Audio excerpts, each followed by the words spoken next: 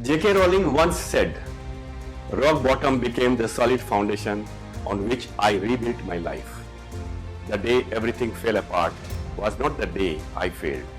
It was the day when we failed a client, a delay, a miscommunication, a mistake that costed us a major project.